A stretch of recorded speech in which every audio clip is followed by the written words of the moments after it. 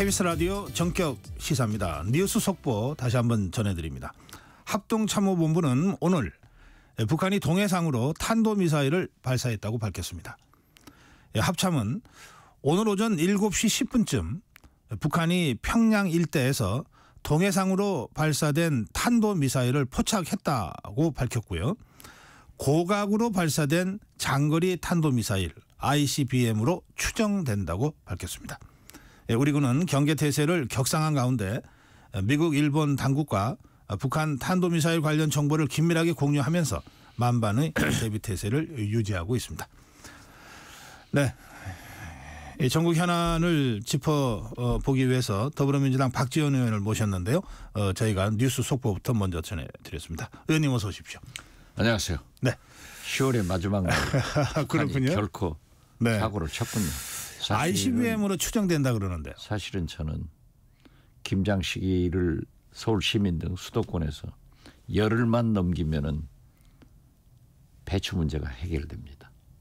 해남 배추, 절임 배추 좀 가지고 김장하시라고 하려고 했는데 예. 속보가 뜨네요. 글쎄 말이에요. 그러나 생활의 지혜이기 때문에 송미령 농식품부 장관이 강조하고 어제도 저하고 전화를 했습니다만 열흘만 기다리면은 최고의 해남 배추, 절임 배추가 나온다는 거 우리 고성군과 알겠습니다. 꼭 하십시오. 알겠습니다. 예. 그 말씀하시니까 그 송미령 장관 농축식품부요. 예, 네. 거기가 그 농튜브라고요. 유튜브가 24만 9천 명이에요. 예. 그 구독자가요. 네. 그 행정부처 중에 그 구독자가 제일 많은 유튜브 운영을 자체적으로 하고 있더라고요. 거기서 배추, 상추 이런 그 민생 체감도가 높은 것에 대해서 장관이나 그 책임자들이 나와서 열심히 뭐 홍보도 하고 그러더라고요. 제가 정부 부처 장관들을 만나보았는데 예. 윤석열 대통령의 인사가 엉망인데 송미령 농식품부 장관은 최고를 픽업했다. 그리고 농민에 대해서 애정을 가지고 적극적으로 해결하려고 노력해요. 예. 이 폭염, 폭우, 해남 배추가 많은데 저하고 전화를 하는데 해남 가겠다 해서 오더라고요. 아하. 와서 딱 대책을 내놓고 그대로 해요.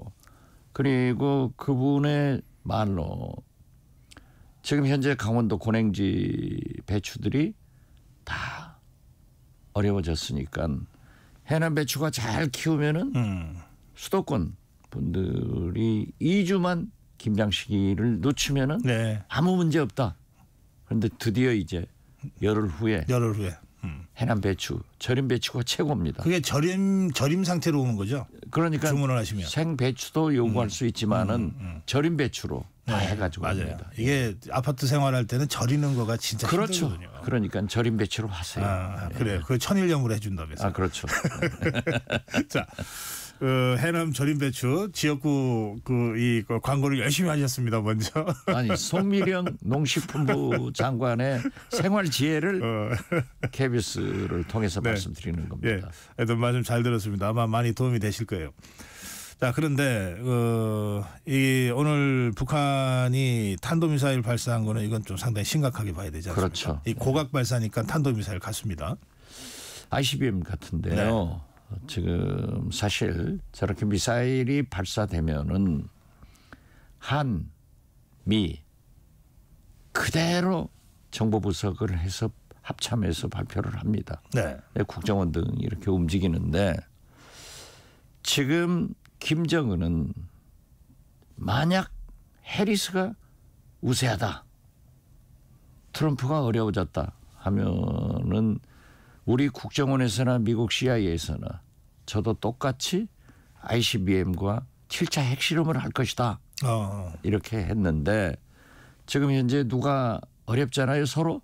아무도 해리스냐 트럼프냐 못하니까 ICBM 발사한 것으로 추측합니다. 네. 그래서 미국을 대선을 한번 흔들어 볼 거예요. 네. 만약 해리스가 당선되면은 오바마, 바이든처럼 대북 정책이 전략적 인내로 진전이 없을 거예요. 그렇지만 트럼프가 당선되면은 자기도 얘기하잖아요. 김정은하고 양키 스타디움에서 야구를 보겠다. 네. 굉장히 가까워요. 또 잘 될 거예요. 그렇지만은 김정은도 만약 트럼프가 당선되더라도 그렇게 호락호락하게 나오지는 않을 거예요. 싱가포르 회담에서는 완전히 합의됐던 것을 하노이 네. 회담에서 트럼프 대통령한테 김정은이 사실상 귀샤댕이 한 방 맞았단 말이에요. 노딜로. 예, 그렇죠. 그렇기 때문에 저는 대선 후에 7차 핵실험을 할 것이다. 지금 풍계리 네. 3호 터널은 이미 돼 있어요. 그리고 북한이 지금 소형 경량화, 즉 탄도 이러한 것을 실험하지 않았기 때문에 네. 7차 핵실험은 미국을 흔들어 보기 위해서 또 미국의 시선을 북한으로 가져오게 하기 위해서 네. 할 것이다. 그러면 이번에 봅니다. 이제 오늘 네. 그 ICBM으로 추정되는 이제 미사일 발사는 미국 대선을 놓고 보면 해리스한테 좀 불리하게 작용할 가능성이 높다고 보시는 그럴 거죠? 수가 있죠. 예, 그게 바이든의 외교 정책의 실패를 이제 그렇죠. 예, 미국 국민들한테 알리는 소재가 될 수 예, 있으니까. 그렇죠. 그렇기 때문에 트럼프한테는 상당히 플러스가 될 거예요. 한편 우리가 북한을 교류 협력하고 미국이 잘 관리했으면은 저렇게 러시아로 안 가요. 그렇기 때문에 파병하고 계속 제가 얘기했잖아요. 2% 부족한 북한의 핵, ICBM, 네. 미사일 이러한 기술을 푸틴으로부터 받는다. 딱 그것이 현실로 나타나는 거예요. 그렇기 때문에 외교가 얼마나 중요한가를 다시 입증하고 있는 겁니다. 네. 이번 오늘 고각 발사로 지금 합참에서 발표했잖아요. 네. 그거는 이제 실전 발사에서 대기권 재진입 기술은 고각 발사로는 이제 검증이 잘 안 되는 거니까. 그렇죠. 예. 그러면 아직 푸틴이 그 대기권 재진입 기술은 김정은이한테 안 줬다. 이렇게 봐도 되나요? 저는 그렇게 보지 않습니다. 그러나 이 고각 발사를 네. 한 것은 그래도 김정은이 미국을 무서워하거든요. 네. 미국을 크게 자극시키지는 않으려고 한 거예요. 만약 제대로 발사하면 태평양이 떨어져야 되거든요. 그렇죠. 예. 그랬을 때 미국의 응징 이런 것을 생각할 수밖에 없어요. 그러니까 저는 자꾸 얘기하는 게 우리 한반도에는 전쟁이 안 난다. 못 일어난다. 왜? 우리 한국은 미국이 못하게 하니까 북한은 미국이 무서우니까 네. 안 일어나지만은 국지적 도발은 있다 네. 하는 거예요. 북한이 제일 의식하는 것은 미국이에요. 최근에 그 김정은이가 또 김여정이가 자꾸 백령도 우리 백령도 쪽에서 무인기를 날린 것 같다는 식으로 얘기를 하는 걸로 봐서 백령도 예전에 연평도 포격 사건처럼 백령도에 대한 국지적 분쟁을 이자들이 준비하고 있는 것 아니냐 이런 분석도 나오더라고요. 그것은 항상 있습니다. 그리고 무인기를 평양 상공에 띄운 것은 어떻게 됐든 침략으로 봅니다. 무기거든요. 네. 그러니까 상대적으로 북한에서도 오물풍선에 GPS를 붙여가지고 용산 대통령 국빈 행사하는데 떨치잖아요. 이건 사실상 준전쟁입니다. 네. 그렇기 때문에 그 무인기의 항적을 해보면은 백령도에서 쏘았다. 발사했다. 네. 이렇게 북한이 얘기하지만 우리 정부가 국방부 장관이 어제 저희들이 국정감사를 했습니다마는 예. 국방부 정보사령부가 아니다. 확인해 줄 수 없다. 네. 한 답변은 아주 잘한 거예요. 그래요. 예. 그걸 우리가 발사했다 하면은 전쟁이 되는 거예요. 그러니까 북한도 얼마나 그러한 것을 의식하고 있느냐 하면은 김여정이 그러잖아요. 제발 하면은 가만 안 있겠다. 서로 이렇게 자제하고 있는 거예요. 네. 그래서 저는 이러한 때 우리 윤석열 대통령이 딱 미 국무성 미국과 같은 궤로 해야 돼요. 침략하지 않겠다. 외교적 회개를 위해서 대화 테이블로 나와라. 네. 이게 정답이에요. 그러니까 윤석열 대통령이 우리도 대북 전단 안 보내고 확성기 끌 테니까 너희들도 꺼라. 이러한 것을 대화로 해결하기 위해서 군사회담 하자. 이런 식으로 접근을 해야 좋다. 저는 그렇게 봅니다. 사실 그 지금 쓰레기 풍선이 6천 개 이상 넘어왔고요. 그 과정에서 이제 그 바람 풍향 항적 이런 것들을 여러 차례 시험을 해서 종합적인 데이터를 가지고 이제 GPS에 따라서 이게 하고 있다. 이렇게 이제 전문가들이 보더라고요. 그러니까 그것을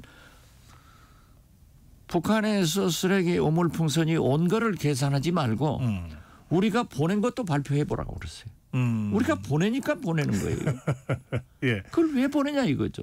우리가 보내는 우리가 것은 보낸다는 그 우리는 민간인데요. 민간이건 예. 헌법재판소나 대법원의 최종 판결은 네. 국민이 지켜야 됩니다.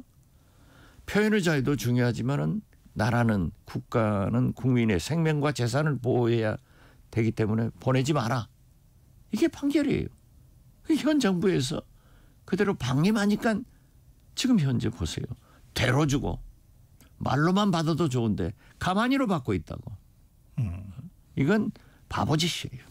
의원님 그 이제 사실관계 때문에 제가 말씀드리는 건데 그 대북전단 살포 금지법 그것이 이제 헌재에서 위헌이 났잖아요. 그것은 위헌이 아닙니다. 표현의 자유를 그러니까 제한해서는 안 된다. 그러니까. 그렇지만은 국가는 국민의 생명과 재산을 보호하는 것이 우선하기 때문에 대북전단은 보내지 마라. 이렇게 판결 난 겁니다. 이것을 위헌으로 곡해하고 선전하면 안 돼요. 그래서 경기도에서 저 김동연 지사가 또 파주시의 파주시장이 지금 민간 단체의 대북전단 살포를 이제 위험한 행동이라고 규정하고 이제 못하게 하는데. 근데 제가 어제 본 뉴스에는 연천군 있지 않습니까? 연천군에서는 그런 거 안 맞겠다라고 하는 이 조례가 그러니까 막으려고 하는 조례가 이제 통과가 이제 부결이 됐어요. 그러니까 연천군에서는 이제 민간 단체의 전단 살포를 해도 안 맞겠다는 거거든요. 아니, 이런 식으로 이제 단체마다 조금씩 입장들이 좀 다른 것 같아요. 그런데 과거에는 연천에서도 민간인들이 동네에서 보초 서면서 그 민간 풍선 보내는 사람들을 못 오게 했어요. 왜냐하면 원점 타격한다고 했거든요. 그러니까 연천 군민들도 다수가 절대 연천에서는 보내지 마라 할 거예요. 그 뭐 국민의힘 군수나 군의원들이 시의원들이 다수이기 때문에 정치적으로 그런 것을 했을 수 있지만 보내지 말라고 하는 것이 민심입니다. 가서 보면은 자 보십시오. 강원도 확성기 트니까 잠을 못 잔다는 거 아니에요. 북한의 확성기. 북한의 확성기 때문에 뭐 귀신 울음소리, 쇠 긁는 소리 그 굉음이 나오니까 방 안에서 TV를 켜놔도 들려가지고 잠을 못 잔다. 국회에 나와서 무릎 꿇고 제발 살려달라는 거 아니에요. 그래서 저는 그게 효과가 있느냐. 탈북인들에게 조사를 해봐도 남한 사정을 삐라로 대북 전단으로 알았냐 하는 사람 하나도 없습니다. 우리 국민들은 우리나라 정보기관에서 얼마나 훌륭하게 제대로 북한 주민들에게 정보를 유입시키고 있는가 이걸 잘 알아야 됩니다. 제가 뭐 구체적으로 얘기 안 드려도 알아야 돼요. 알겠습니다. 그건 보내는 것이 아니에요. 국정원장까지 지내셨으니까 뭐 이렇게 구체적으로 말씀하시기 어려운 여러 가지 것들을 염두에 두시고 지금 하시는 말씀으로 제가 이해를 하겠습니다. 그리고 그 대북 전단이나 대북 확성기 방송의 효과와 관련해서는 또 서로 다른 의견들이 있다는 것까지만 제가 말씀드릴게요. 또 다른 주제에 대한 그 답변을 제가 듣고 싶어서요. 효과 없어요. 그러니까 예, 의원님 그렇게 말씀하시고 근데 또 다른 주장도 있다는 말씀까지 제가 해드려야 됩니다. 자, 아까 우리 그 국민의힘의 김상원 정책위원장하고 전화 인터뷰하는 거 밖에서 잠깐 들으셨을 텐데요. 예. 그 박지원 의원님 그 질문도 제가 했어요. 왜 한동훈 대표를 요새 이렇게 응원하냐. 이런 이제 이재명 대표도 조국 대표도 의원님도 응원하잖아요. 잘하니까 한동훈 대표를. 응원하죠. 그러니까 한동훈 대표의 뭐를 그렇게 잘한다고 보시고 응원하시는 건가요? 지금 현재 네. 윤석열, 김건희 대통령 내부는 우리 국민의 20% 대통령이에요. 70%의 국민은 잘 못하고 있다는 거예요. 그런데 한동훈 대표가 당신이 얘기한 대로 국민 뜻대로 김건희 여사 문제를 해결하자. 청와대 인적 개편해라. 바로 말하잖아요.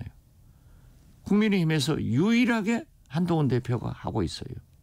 그런데 어제 100일 기자회견에서는 엉뚱한 얘기를 하더라고요.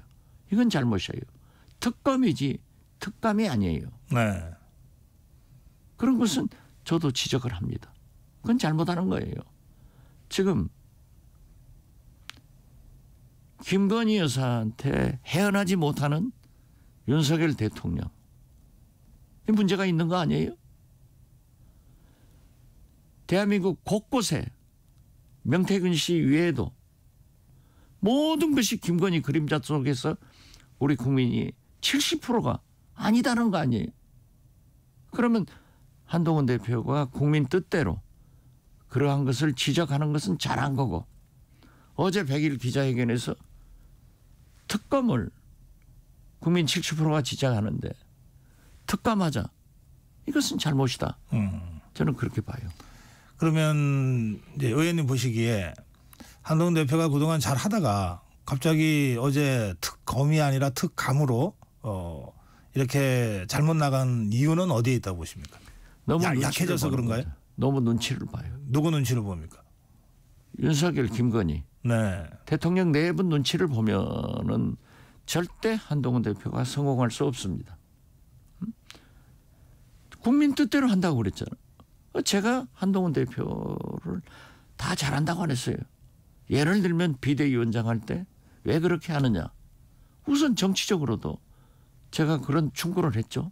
비대위원장 하면서 국회로 들어가야 된다. 안 들어가잖아요. 선거 나가서. 네. 예. 그러니까 지금 한동훈 대표 잘 아시다시피 예.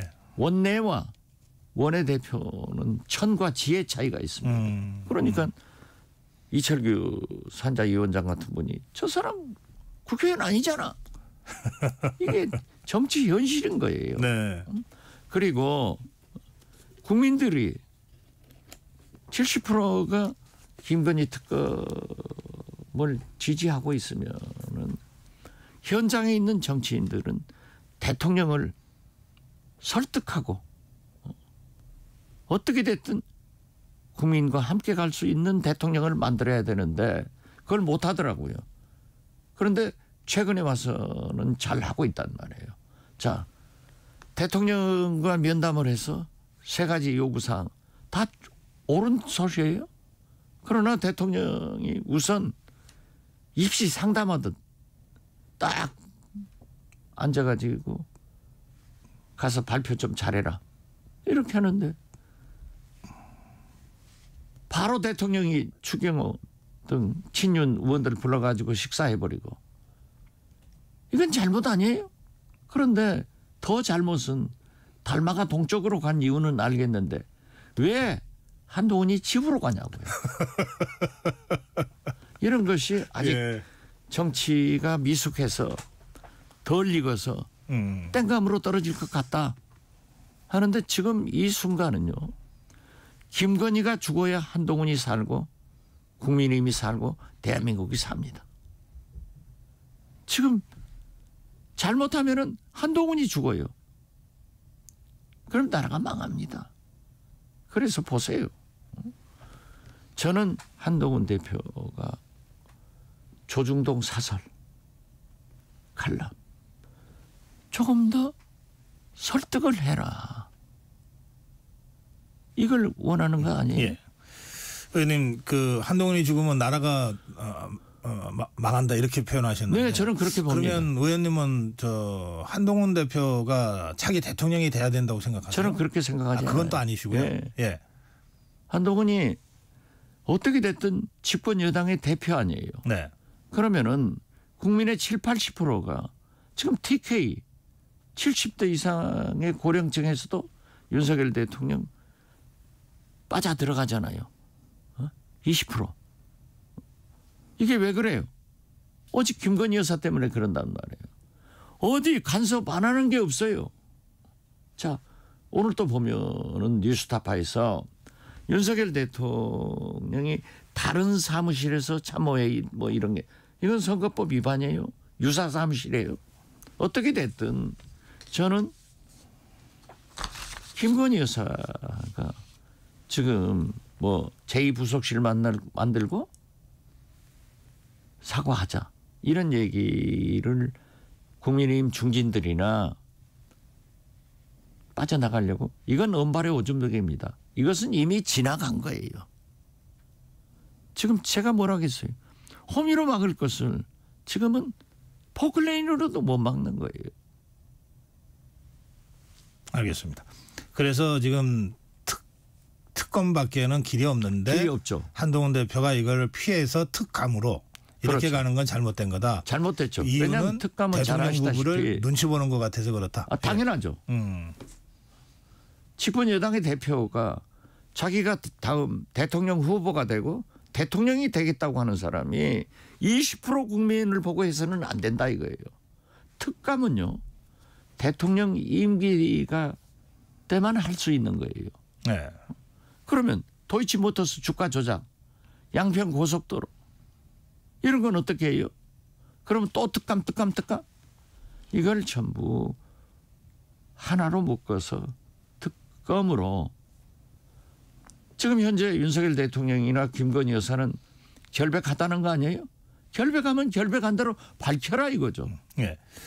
예, 아까 김상훈 정책위의장은 제가 이런 취지로 질문을 드렸더니 그거 여당 이간질입니다 이러고 한마디 여당 일축하던데. 이간질을 해서요. 예. 지금은 네. 윤석열 한동훈 이간질 할 필요 없어요.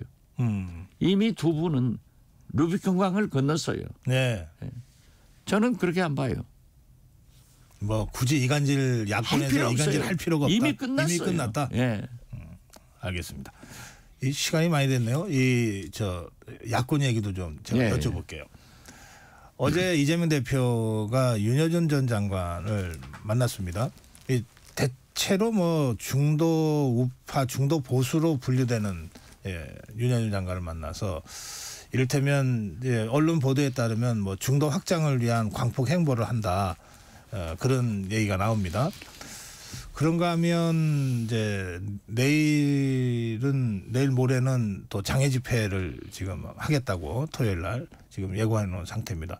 170석인 그 압도적인 다수당이 장애 집회를 하는 것도 별로 자주 봤던 일이 아닌데 이런 최근에 더불어민주당과 이재명 대표 행보에 대해서 의원님 좀 설명 좀 해 주십시오. 어떤 목표와 전략을 갖고 있는 건지.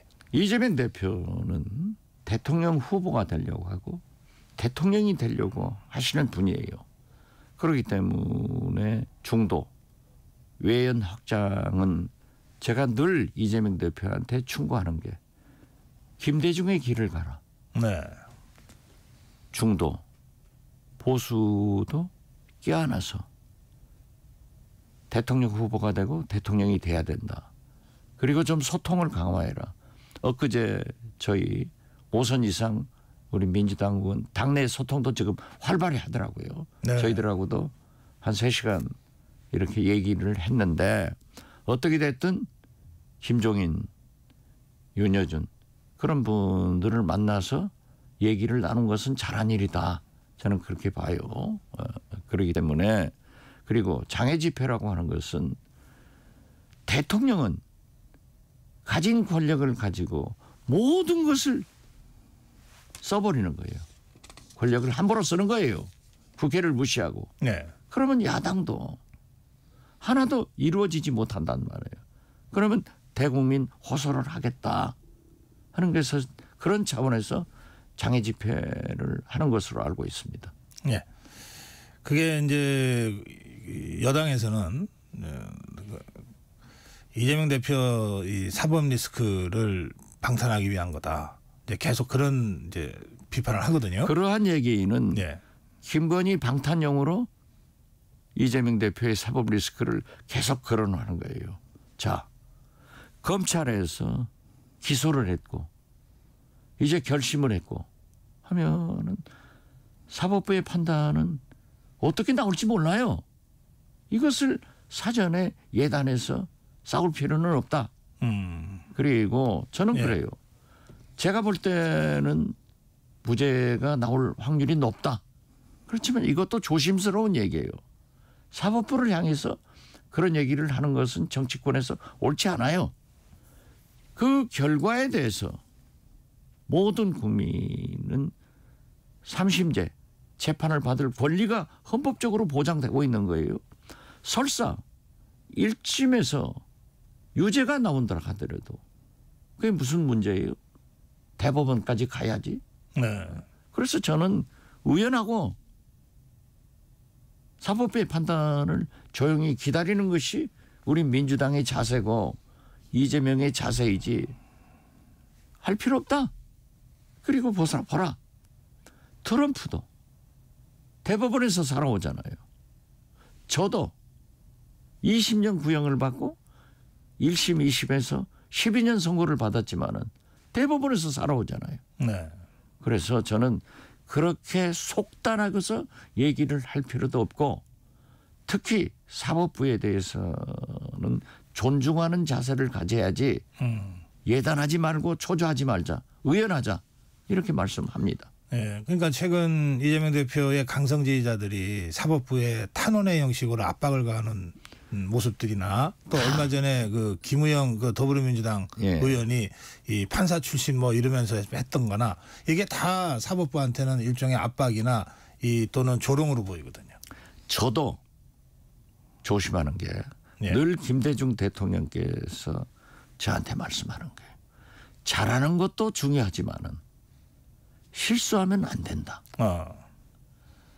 김우영 의원이 어떤 의도에서 그런 얘기를 했는지 모르지만은 그렇기 때문에 이재명 대표가 엄중 경고를 하고 윤리심판원에서 처벌해라. 네. 이런 지시를 했잖아요. 네. 그리고 당에는 강성 지지자가 있기 마련입니다. 팬덤이 있기 마련입니다. 자, 보세요. 한동훈 대표가 네. 박정희 대통령 추도식에 가고 대구에 갔는데 한동훈 물러가라. 어쩌라. 이게 전체가 아니잖아요. 예, 이제 그런 걸 얘기해서는 안 돼요. 마무리하셔야 돼요. 어느 당이나 그런 거는 있다. 아, 그렇죠. 그게 주요한 흐름은 아니다. 네, 이런 그렇죠. 취지의 말씀을 예, 제가 예. 마무리할게요. 예. 예, 말씀 잘 들었습니다. 감사합니다. 더불어민주당 박지원 의원이었습니다.